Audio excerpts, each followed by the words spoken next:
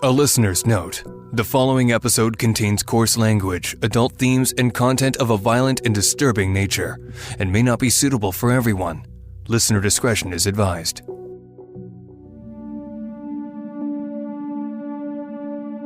On a cool, rainy day in the summer of 1999, an old Chevy van was seen speeding on a highway in west central Alberta, from the backcountry towards Rocky Mountain House. There was a large tarp or tent attached to the rear bumper, and it was flapping as it dragged behind the vehicle. Less than an hour later, the van pulled into the Rocky Hospital. It was the starting point of a story that's haunted me ever since. That is one of the worst things that could end up happening to any young child. And then when it's all over, you kind of sit down and you say, what the hell just happened? Oh my God.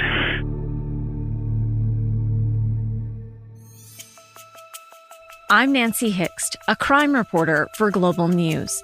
Over the next 2 episodes of Crime Beat, I'll share a story with many unexpected and tragic twists and turns. This is part 1 of Scarred But Not Broken.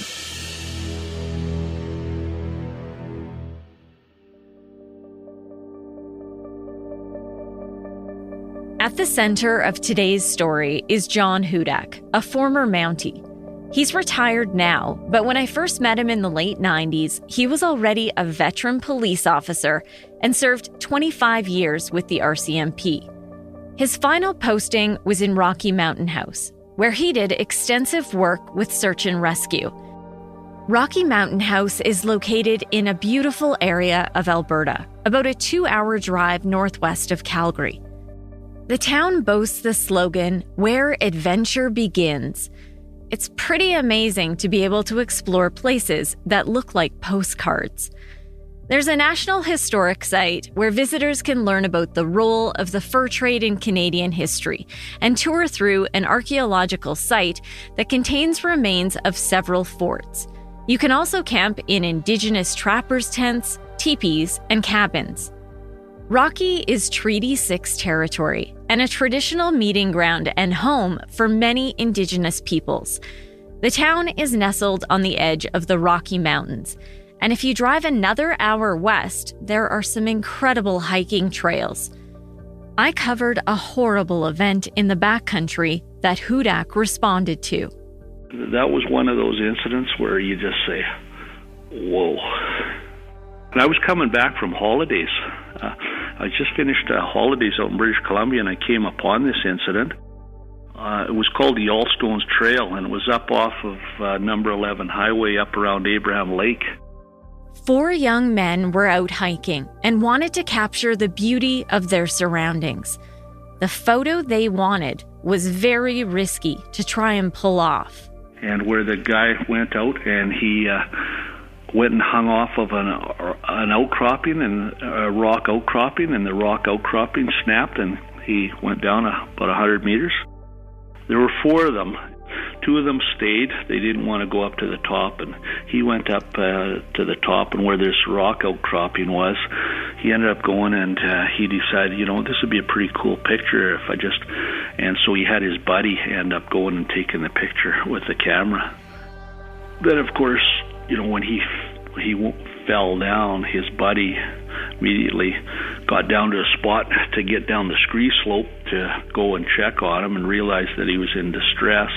Called to the 2 other guys that were probably a couple of 100 yards down the mountain, and yelled to them what was going on. And he went down, and then one of the guys ended up running down the mountain to get to a spot where they could get cell service and call for help. To think, it was pretty eerie to think that when we recovered that camera, the photograph that was there, that was his last moments of life.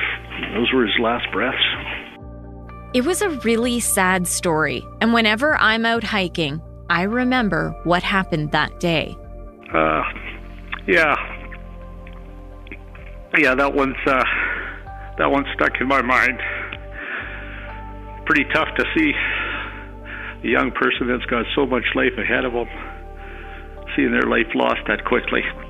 The things John Hudak has seen and investigated over the years continue to impact him greatly. Yeah, they have. And that's why I have PTSD. And, I'm doing pretty good with it, but I never expected that this incident would come up, and you can see how things get triggered. And that's just what's happened on this incident here this morning, Nancy. During my time reporting in central Alberta, there was another serious incident that happened in Rocky Mountain House. But this one was criminal. John Hudak has a clear recollection of what happened on August 31st, 1999. I got a call that there was a requirement to go to the emergency ward at the hospital in Rocky Mountain House, and that there had been somebody that ended up arriving at the emergency ward there, and there was a young person that was there and had some serious wounds to his throat. A 7-year-old boy was covered in blood from his face and neck all the way down to his arms and legs. His throat had been cut. I never went in to talk to him. I just stayed back, respected the medical personnel. I was in their environment, and I just wanted to make sure that they were unencumbered in regard to what they had to do. Hudak learned the boy's father took him to the hospital. He was also in need of medical attention with lacerations to both of his wrists. A fellow by the name of Brian Hogg was the father of the young boy who was in the emergency room, being attended to by the physicians, and I just made sure that he was kept away from the emergency room and that he was in a separate room, and that we just kept him in there, isolated. He did have some injuries, but they weren't serious or life-threatening. But one of the things I mentioned to the nursing staff, I said, look, if he says anything at all to you in regard to what happened, I want you to make notes in regard to what he has told you. And I want you to have that written down, because I'm going to ask you for those notes later on. So if you could make sure to record everything that he says to you as accurately as possible, keeping in mind that your first priority is to deal with the injury.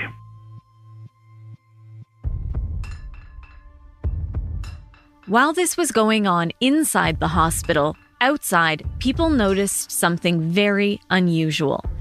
There was an old blue 81 Chevy van parked in the ambulance bay, with a canvas tent or tarp attached to the bumper. The fabric extended about 16 feet behind the van. No one was prepared for what was found inside.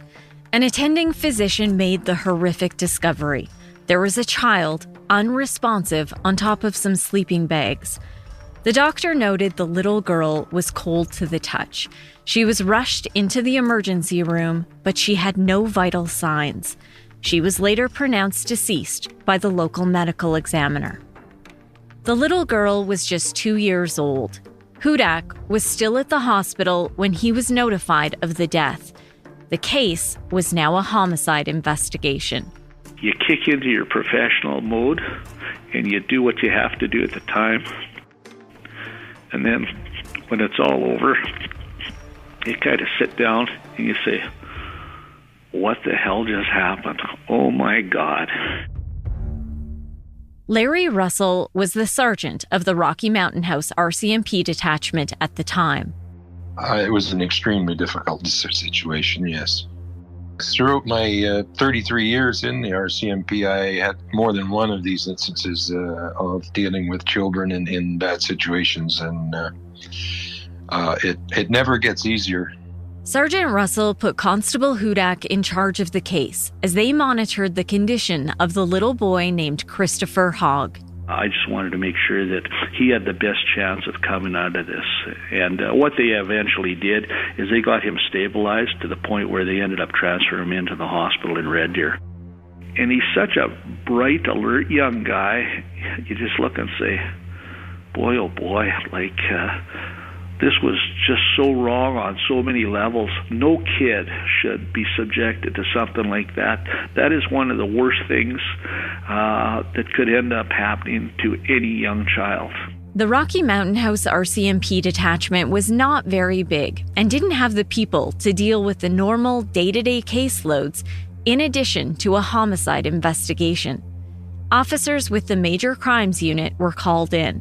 You front load resources. You bring as many resources as you can in to capture as much evidence as you can as quickly as you can. So those wheels were put in place, and so we had people coming in from Red Deer and Calgary to help out on the investigation. Additional investigators to go and talk to witnesses and to gather evidence, whether it was forensic evidence or whether it was talking to people and getting statements. By then, the 7-year-old boy's condition was stable in the Red Deer Hospital, and investigators hoped Christopher would tell them what happened. Can you imagine a young 7 or 8-year-old boy laying in a hospital bed with all these bandages on his throat, that he's got a slit that goes from one side of his throat to the other side of his throat,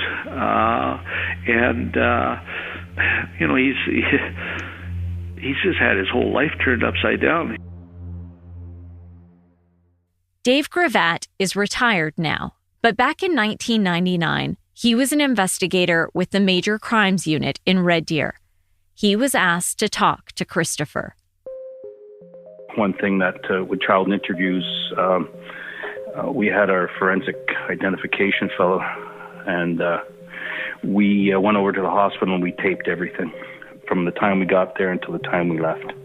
And it was early evening because the victim in this case was a young boy, and he was able to talk, and so we did an interview in the hospital room while he was in the bed.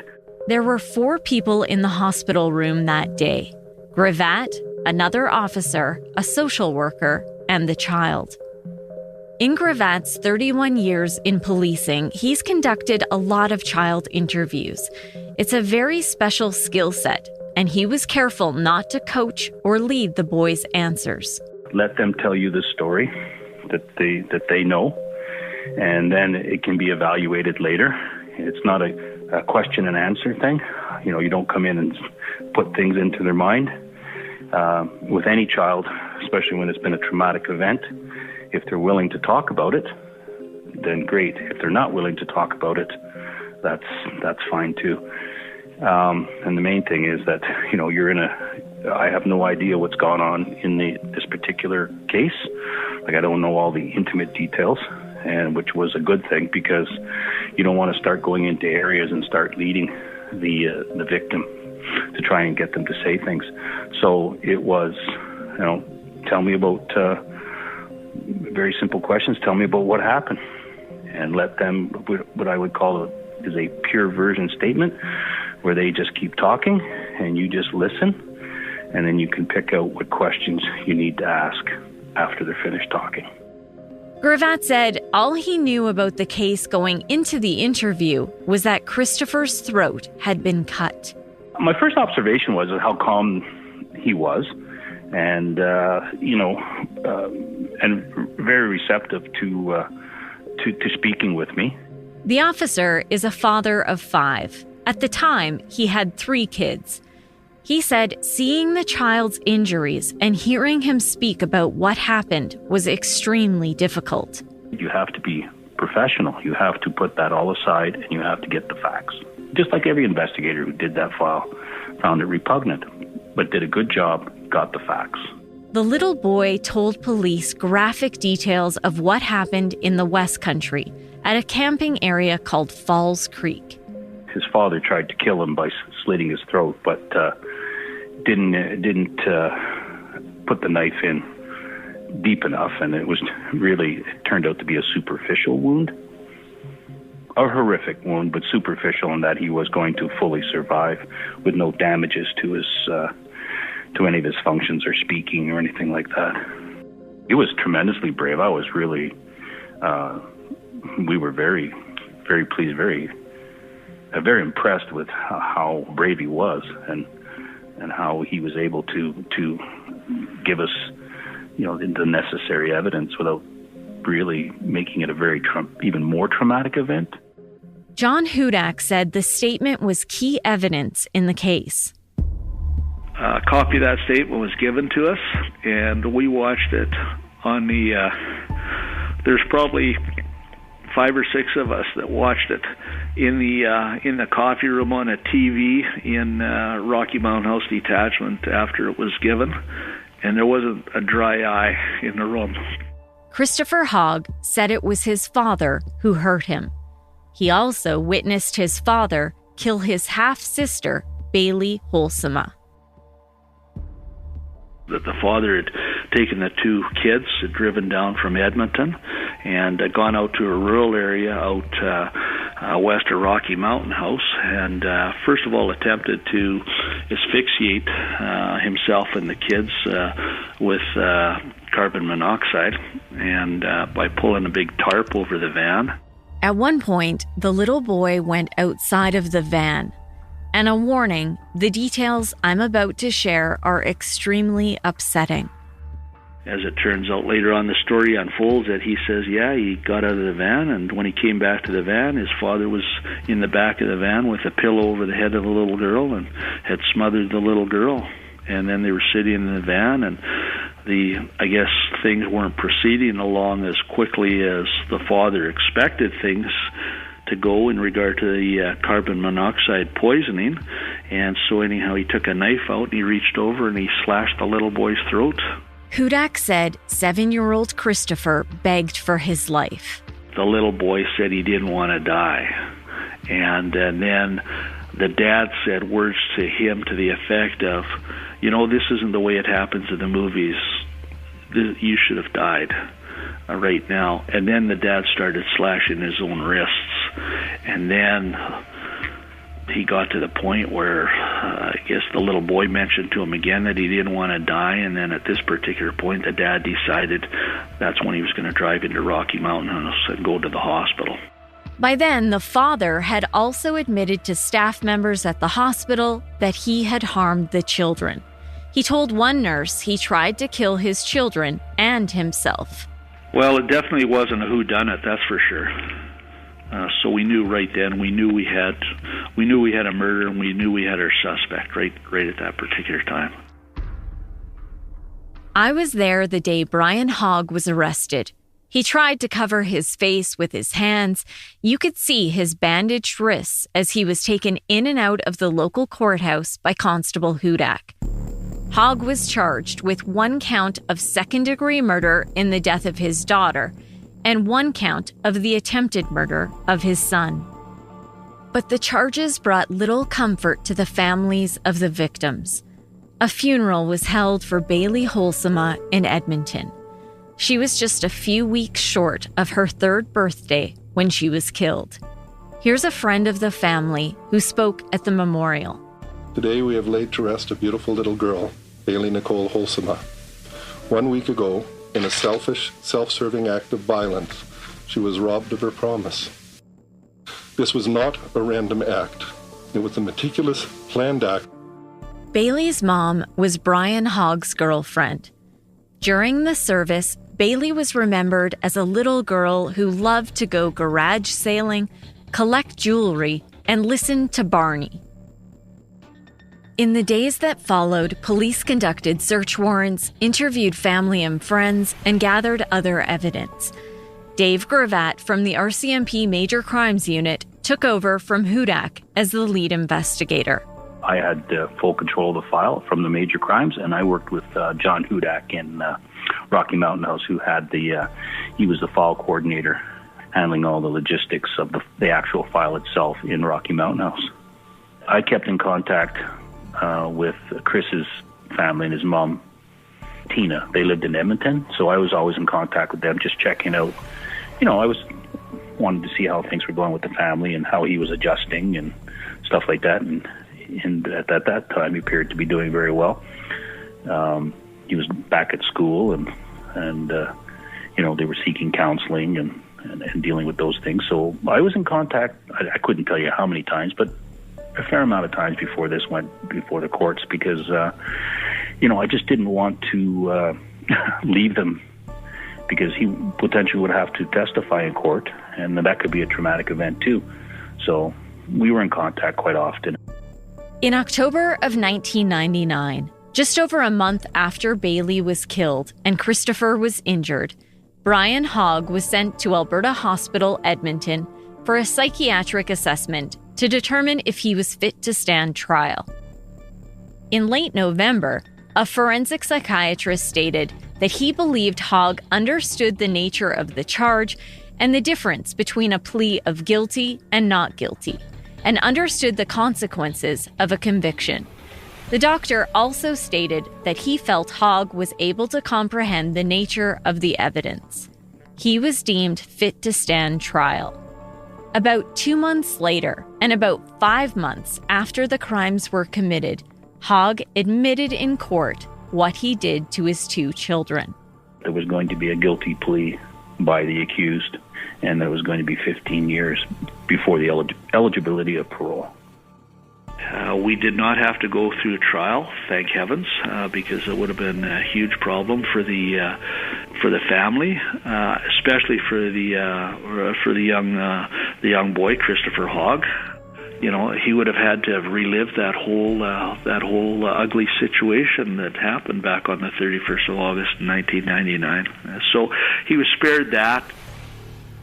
I was there in court when Hogg pleaded guilty to 1 count of second-degree murder and 1 count of attempted murder.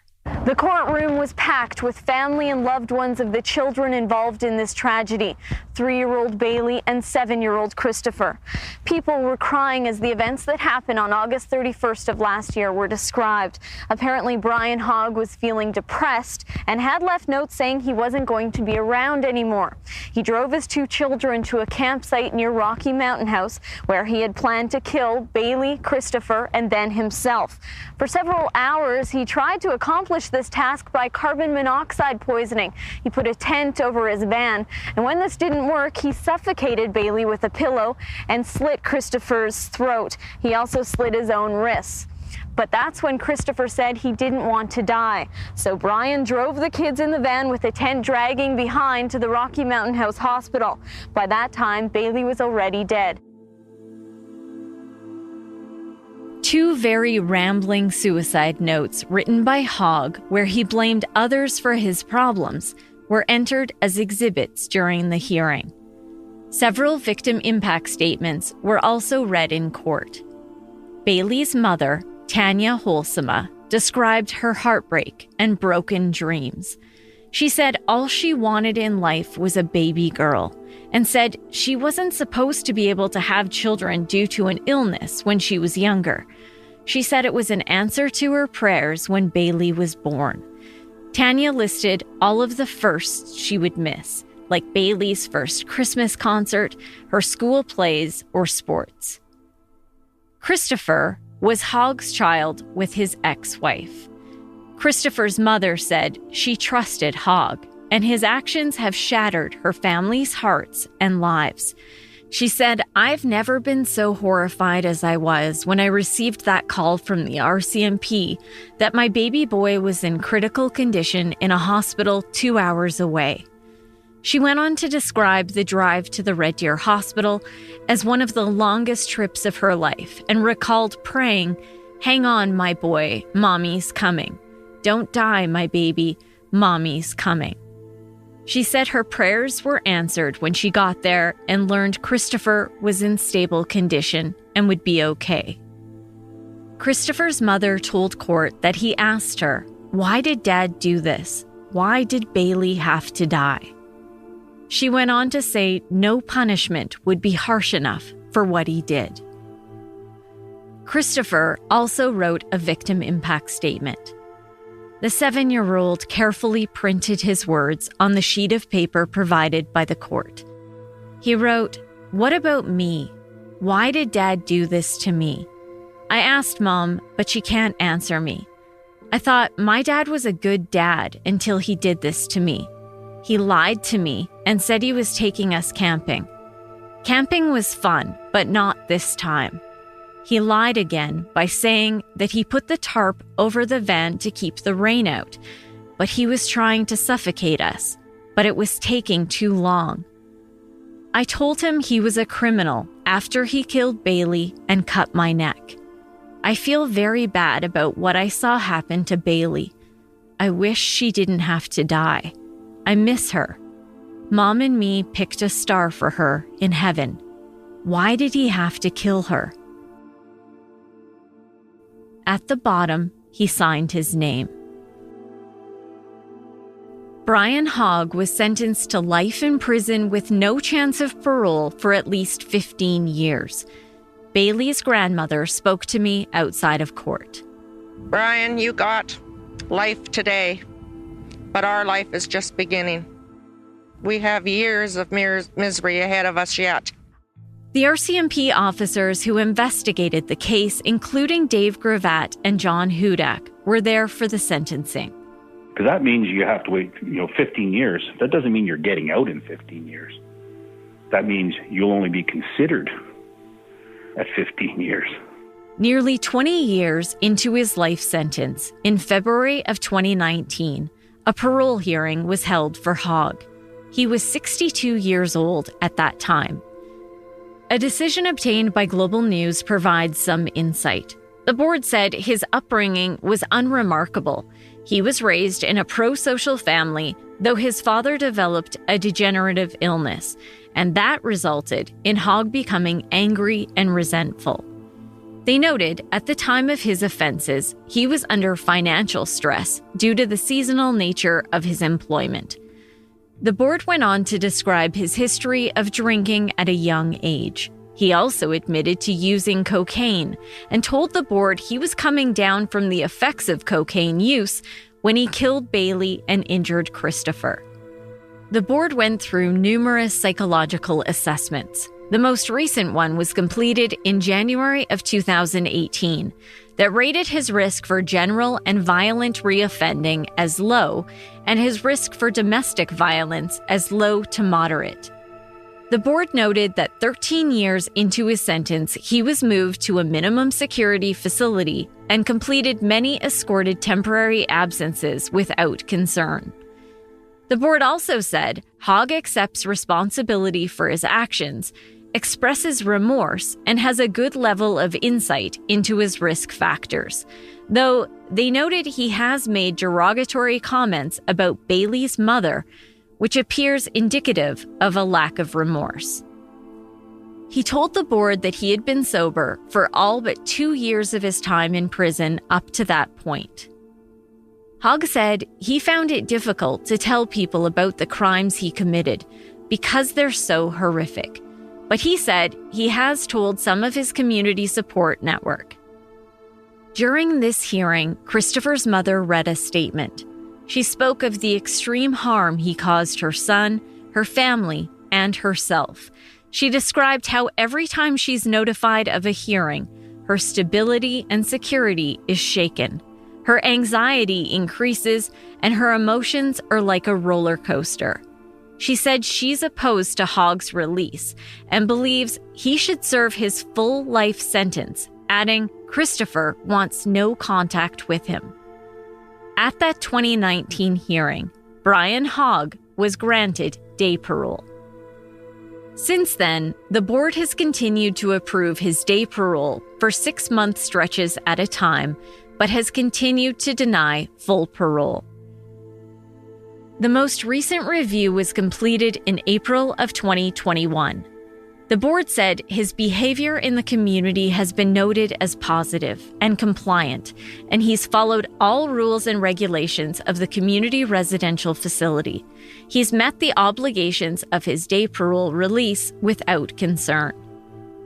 His parole officer noted he's transparent and honest and remains committed to sobriety, is employed full-time, and is engaged in pro-social leisure activities. Hogg indicated he doesn't feel ready for full parole at this time. Victims wrote in impact statements that they remain fearful of him and expressed clearly their need to be protected from him. More than 20 years after this senseless crime, the officers who investigated the case still think about the victims and the ongoing trauma that Hogg inflicted on so many. Dave Gravatt said he's wondered how Christopher is doing all these years later. Chris would be in his 30s now, so someone hurting their kids, any assault is bad, but hurting your own kids that rely on you, you trust. I mean, that's what you have. That's you have the love of your kids and the trust that you will protect them. And there's nothing, in nature that's supposed to be stronger. It's the most selfish act that any human being can do. So, John Hudak broke down several times as we discussed the case for this episode. He thinks of the visible and invisible reminders Christopher has of what his father did that day. Well, that little boy's got some scars that he's going to cure for the rest of his life.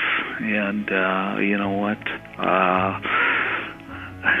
I just can't imagine. I can't imagine my own kids having to witness something like that. It shows you, it's that part of that's that part of policing that you come across that you sit down and say, my oh my, but for the grace of God go I. And you say, boy, my family has been protected, and that's when you really see the worst side of life. But while John Hudak and his family have been spared from this type of horrible tragedy, they have not gone through life unscarred. For Hudak, there's another reason this case has weighed heavily on him for so many years. It was through his interactions with witnesses in this case that led to another investigation, one that would see his life torn to pieces. This is as damaging as a person could have in their career. So what happens is I get a phone call saying, John, I've got some bad news for you. He says, are you sitting down? I'm at work. I says, yeah. He says, get yourself into a private room. And so anyhow, I go to close the door, and he says, John, he says, you're being charged. Why was a respected veteran member of the RCMP suddenly charged? What led to this shocking turn of events? Find out next time on Crime Beat. Crime Beat is written and produced by me, Nancy Hixt, with producer Dila Velasquez. Audio editing and sound design is by Rob Johnston. Special thanks to photographer-editor Danny Lantella for his work on this episode. And thanks to Chris Bassett, the acting VP of National and Network News for Global News. I would love to have you tell a friend about this podcast, and you can help me share these important stories by rating and reviewing Crime Beat on Apple Podcasts or wherever you listen. You can find me on Twitter at Nancy Hixt, on Facebook at Nancy Hixt Crime Beat, and I'd love to have you join me for added content on Instagram at nancy.hixt. That's nancy.hixt. Thanks again for listening. Please join me next time.